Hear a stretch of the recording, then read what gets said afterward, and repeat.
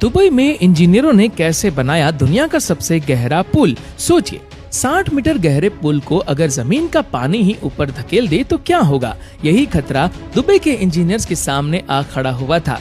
Dubai हमेशा अपने world records के लिए मशहूर रहा है। गगनचुंबी इमारतें हो, लग्जरी प्रोजेक्ट्स हो या अनोखी कंस्ट्रक्शंस, हर जगह दुबई नंबर 1 बनने की कोशिश करता है। इसी दौड़ में दुबई ने बनाया दुनिया का सबसे गहरा diving pool, deep dive Dubai. जब इस पुल की खुदाई शुरू हुई तो 45 मीटर गहराई तक टनल बन चुकी थी। तभी खबर मिली कि पोलैंड में डीप स्पोर्ट नाम का पुल खुल चुका है, जिसकी गहराई भी 45 मीटर है। अगर दुबई को वर्ल्ड रिकॉर्ड चाहिए था तो गहराई 60 मीटर तक बढ़ानी ही पड़ती।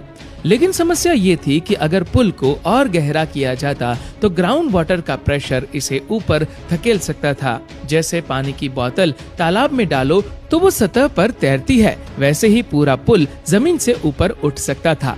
शेख हमदान चाहते थे कि डिजाइन ऐसा बने जिसमें दुबई की पहचान झलके। तेल और टूरिज्म से पहले यहाँ पर्ल डाइविंग बहुत मशहूर थी। इसी इतिहास को ध्यान में रखते हुए पुल का डिजाइन सी शेल की तरह बनाया गया।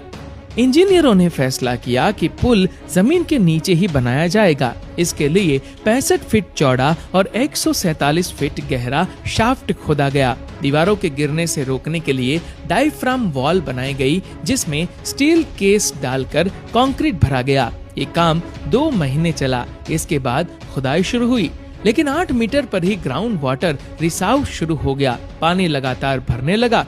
समाधान ये निकाला गया कि शक्तिशाली पंप्स लगाए जाए, जो 2 साल तक लगातार चलते रहे। साथ ही डायफ्राम वॉल को वाटरप्रूफ करने में भी कई महीने लग गए। जैसे ही इंजीनियरों ने राहत की सांस ली, पोलैंड के नए पुल की खबर आई। उसकी गहराई 45 मीटर थी, यानी दुबई के प्रोजेक्ट से बराबर।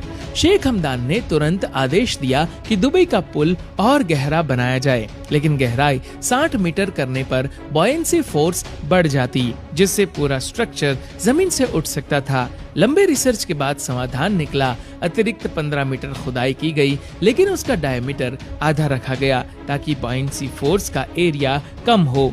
टनल के नीचे अंडर रीमिंग बेस बनाई गई, जो एक एंकर की तरह स्ट्रक्चर को जमीन में मजबूती से पकड़कर रखती है। अब बारी आई पूल में पानी भरने की।